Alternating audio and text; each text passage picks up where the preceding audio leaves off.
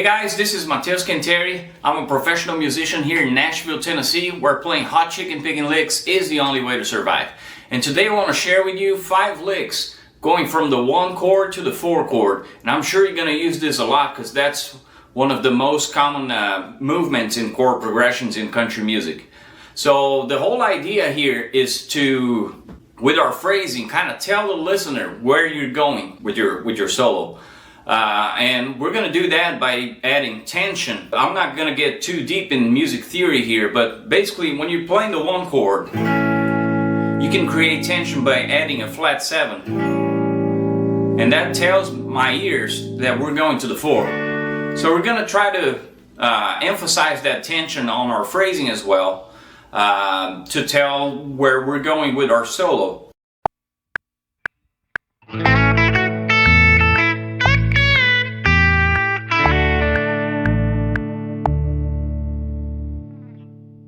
So on the first lick, we're going to emphasize the flat 7 after we bend to the major third here. So we bend to the major third, come back, and then we land on the flat 7. And let it sit there just for a second. And then we go to the next chord, go to D. The next lick is very simple. It's just a very common lick with the major pentatonic scale. And 1 passing tone, and then we're gonna, once we get to the root, we're gonna make our way to the flat 7, creating tension, and then again releasing that tension by moving to the next chord.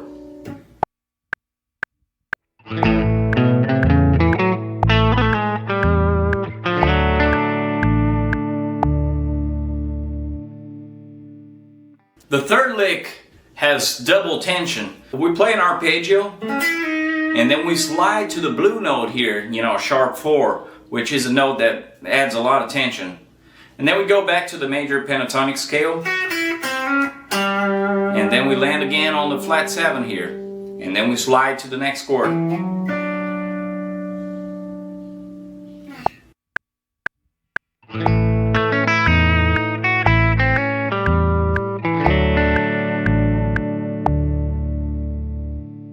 On the fourth lick, we're going to do a lap steel line. And if you want to learn more about that stuff, you can check out I have a lesson on lap steel licks. But basically, when we play this little chord here over A, we have the major third, the 6th, and the root.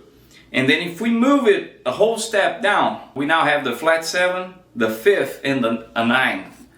So we can do that, and we're kind of emphasizing that flat 7. We're making that movement from the root to the flat 7, adding tension. And you can do that with any inversion of that 6th chord, So that's what we're going to do. So we start here, then we move to the next inversion, same intervals.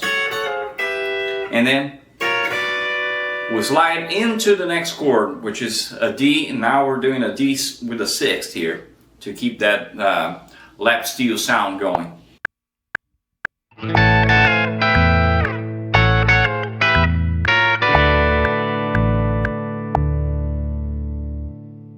Before we get to the last lick, make sure you guys click like and subscribe. Stay tuned for more. I got a playlist full of free lessons here on my channel. And if you want to learn more, I got some links in the description. I also just put out a new EP called Bow Traveler. Make sure you guys go listen to that. Share this video with your friends. And that's it. Let's get to the last lick.